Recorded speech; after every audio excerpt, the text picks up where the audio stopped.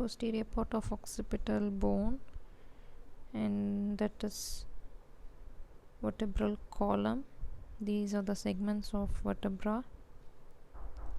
Blue one is cervical, green thoracic, red lumbar, black sacral and coccygeal. 7 cervical vertebrae, 12 thoracic, 5 lumbar, 5 sacral and 4 coccygeal. So 33 pairs of vertebral segments. Why there are 7 cervical vertebrae but 8 cervical spinal nerves? During development, part of the occipital bone above the cervical vertebra develops from the superior part of scleroderm. So that was considered as the first cervical vertebra. In that case, we would be having 8 cervical vertebrae and correspondingly 8 cervical spinal nerves. As it becomes the occipital bone, we don't take that into account, and totally we have 7 cervical vertebrae and 8 cervical spinal nerves, which results in vertebrospinal discrepancy. What is this vertebrospinal discrepancy? Let me draw vertebra on one side and spinal nerves on the other side. So here these are the cervical vertebra, and below thoracic we have 7 cervical, 12 thoracic, T3, T4, T5, T6, 7, 8, T9, 10, 11, T12, 5 lumbar, 5 sacral and coccygeal. So the spinal cord extends till the level of first lumbar vertebra. So these are the vertebral segments. On the other side, the spinal nerves. Cervical spinal nerve C1, C2, C3, C4. So in the cervical region, the spinal nerves and the vertebral segments are pretty adjacent to each other. When it descends down, there is vertebrospinal discrepancy. So we can see at the cervical level, vertebrospinal discrepancy is horizontal. As it descends down, it becomes oblique.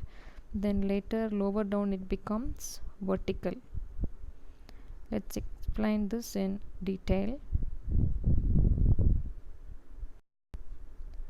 Cervical spinal nerves. Let's consider 4th cervical spinal nerve. What is the corresponding vertebra? It is 4th cervical vertebra, which means the vertebrospinal discrepancy is 0.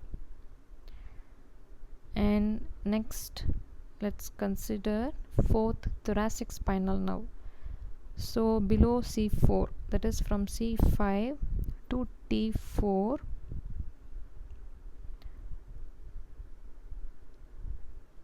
C5 to T4, corresponding to 4th thoracic spinal nerve, the vertebral level is actually T3. So it is one vertebral segment above, -1.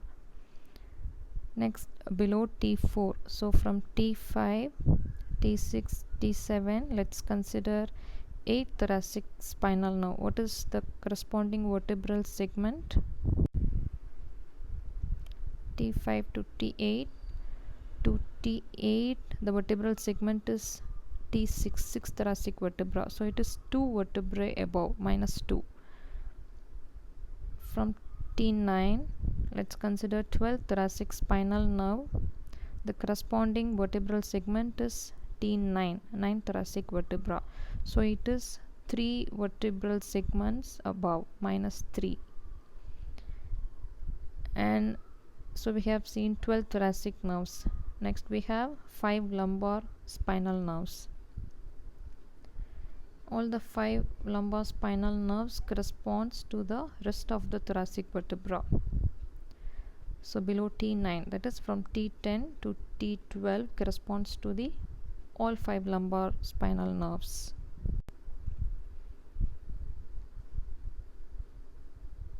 At the level of L1, we have rest of the spinal nerves, 5 sacral and 1 coccygeal, and the spinal cord actually ends at the level of L1.